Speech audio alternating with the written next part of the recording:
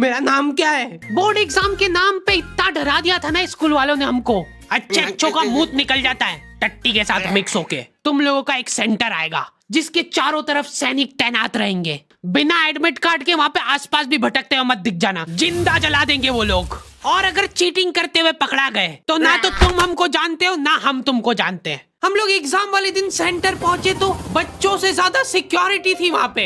आज तक इतनी सिक्योरिटी मैंने एयरपोर्ट पे भी नहीं देखी थी। आर्मी वगैरह खड़ी थी वहाँ पे टैंक लेके। वो सिक्योरिटी वाले एक एक रबड़ का रैपर निकाल के देख रहे थे कि उसके पीछे तो नहीं लिख के लाया कुछ। क्या लिख लूंगा मैं इतनी सी जगह में? लिख भी लिया तो मेरे को ही समझ नहीं आएगा कि क्या लिखा है। कुछ चीजों का मेरे को लॉजिक ही समझ नहीं आया था कि तुम नंबर वाली घड़ी पहन के नहीं जा सकते हो, पहनना है तो कांटे वाली पहनो। उनको शायद शक हो गया था कि ये सारे लोग एक साथ कोऑर्डिनेशन करके बम बम नहीं फोड़ दे। उधर एक बच्चे की घड़ी का अलार्म बज गया और वो बजता भी बॉम्ब के टाइमर जैसा है। अल-कायदा जिंदाबाद। जिस पाउच में तुम सामान ला रहे हो वो भी ट्रांसपेरेंट होना चाहिए। मेरे बैग में से इनको पाने पेचकस मिले थे। क्या जवाब दूं मैं इसका कि क्या यूज में आते ये? उनको वहाँ पे डेमो करके बताना पड़ा कि ये यूज में आता है ये सब आइटम।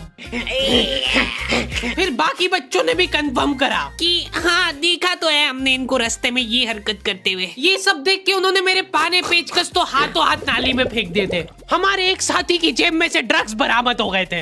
अरे ड्रग्स नहीं है, ये इनहेलर है। इसको ऐसे सूंघते हैं, नाक बंद होती है तो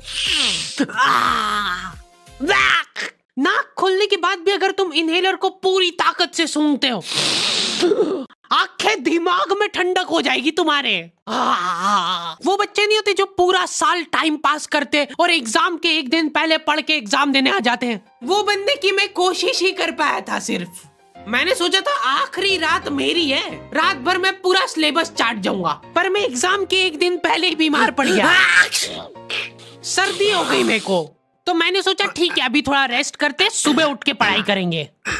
नाक बंद हो गई भाई, नींद ही नहीं आ रही है। फिर पापा आके मेरे को ट्रिक बताते हैं कि अगर राइट वाली नाक बंद हो रही है ना तो लेफ्ट साइड करवट करके सो जा, फिर गहरी सांस ले, तो ये जो है ना राइट वाली खुल जाएगी और लेफ्ट वाली बंद हो जाएगी। फिर लेफ्ट वाली अगर खोलना है तो राइट साइड करवट करके सो जा।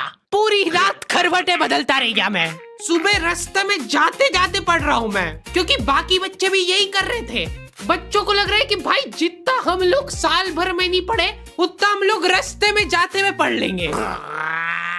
रास्ते में ऐसे कॉपियां लेके घूम रहे जैसे इनसे ज्यादा पढ़ाकू कोई हो ही ना। सुबह हम सब लोग सेंटर लेट पहुंचे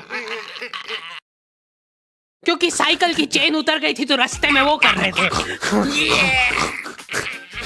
और क्वेश्चन पेपर भी लेट हो गया था उस दिन। क्वेश्चन पेपर Z+ सिक्योरिटी के साथ आता था। ये लो, मजाक कर रहे थे हम तो, यही है असली क्वेश्चन पेपर। जाओ बांट दो फटाफट।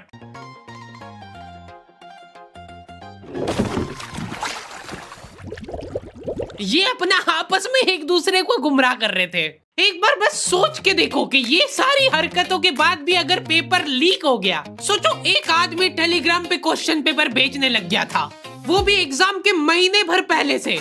तब तक क्वेश्चन पेपर बना भी नहीं था।